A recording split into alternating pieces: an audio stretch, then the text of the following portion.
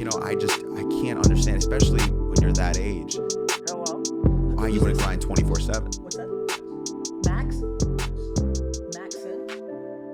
Yeah, Max works, Gary. Maxon works too, brother. Maxon, you're on with Scooter Braun. How are you? Oh my God, I'm good. How are you? Good. What's your question?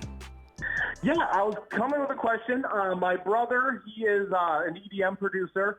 He's been doing it for about 4 or 5 years, and I help him sometimes. And my question is that he does a lot of local shows. He lives down in New Mexico, and I live in Vermont, so we do mostly FaceTime. Yeah, so he does a lot of local shows, and he has SoundCloud. But I guess my thought is that obviously he'll send out his song to different independent labels, and he's had some singles with it for like one-time releases. What some advice maybe you would offer Scooter or Gary on what he can maybe do to get attention for different A&R contacts or people at labels beyond like social media? I mean, social media is very important. I know that. And just some other ideas. And Max, real quick before Scooter answers, is the goal to get signed? Like what's the? I think the goal is the most important question.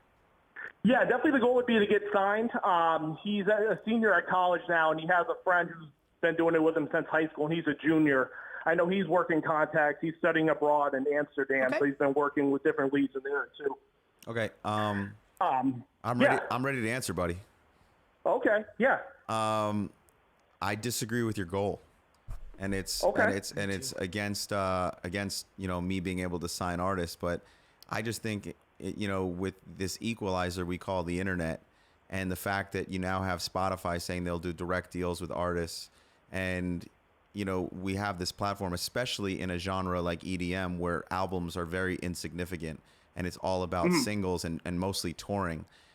I don't know why you would want to get signed. I think, what you should be doing is focusing on building a fan base, not worrying about getting to an executive, and, pushing out the music through SoundCloud, pushing the music, as far as you possibly can, and building up a base, building up a proper brand for yourself, and let the labels chase you, let the A&Rs chase you. You shouldn't be chasing them, especially in a time where it's never been more advantageous to be independent with the resources at your fingertips. I just think you guys are focused on the wrong thing, and that's probably why you haven't found success yet.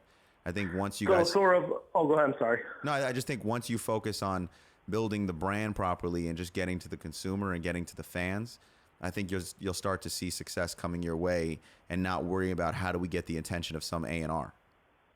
Okay. So sort of if you build it, they'll come. Kind of, look, these guys are all scared trying to hold on to their jobs, and they're not interested in taking risks like they used to. They're just trying to chase the momentum. So the other thing is, I think once you get the momentum, you won't be calling Gary V or myself back and saying, hey, what deal do we take? You'll be saying, I don't really want to take a deal. I like my economics better now on my own.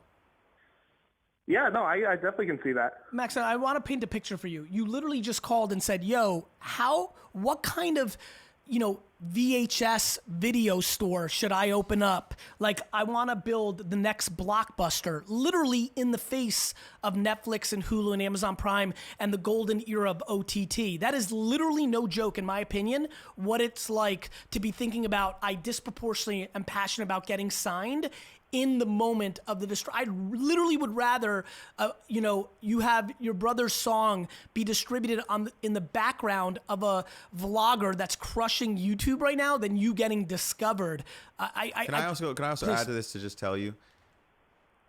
I think a lot of artists, DJ, they want to get to me, right? Because of my career.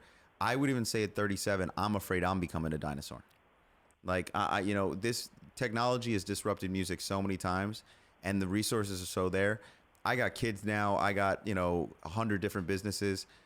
The way I built an artist was because that artist was 24/7 my sole purpose. And I think that the resources I have now can take an artist from stage A to G. We'll skip all the other letters because I have the network, but I can't do it without someone getting to step A. And, step A is really breaking it themselves and having that passion. And if you guys are talking about this and you're calling in from Vermont when he's in New Mexico, it means that you got a lot of passion for your brother. And I would use that passion because you don't have to be next to him. I mean, when I was doing Justin, he was in Canada half the time, and I was doing it from Atlanta. I mean, the resources are there. The resources are there for you. Give it to the people, build it with them, and then you'll be having a very, very different discussion the next time you call.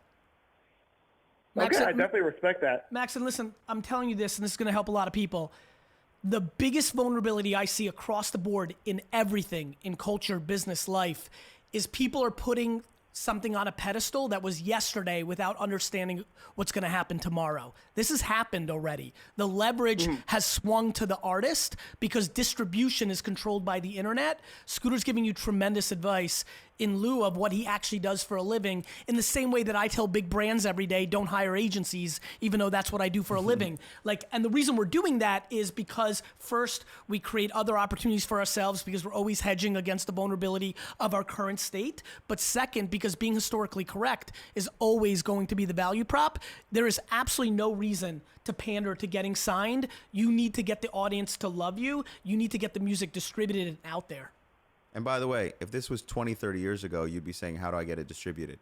I'm pretty sure you know how to do that on a worldwide level. No, that's definitely something we do. It had some good run on Spotify. That song that went like 50,000 plays. So progress. But the answer is more, right? Like the thing I tell, having Boyd in the room, I meet with a lot of emerging hip hop artists because I like it. Boyd likes it. It's fun, but I always tell them more fucking music, please. Like you're one fucking song away. Like the preciousness, the overproducing. Go ahead, Scooter. Here's what I'll say also. Are you talking about the video you did with Kyle, Gary?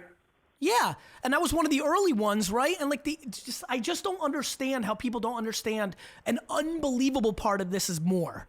I think it's more, and I also think I think part of your question, because I want to give you a proper answer also, you're saying, how do I network with these people? Let's talk about who you should network with. You said you have that's great. You said you have 50,000 plays on Spotify.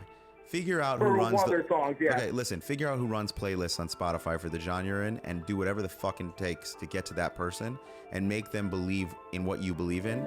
And that's who you should be focused on. That's who the label's going to call. Focus on that person.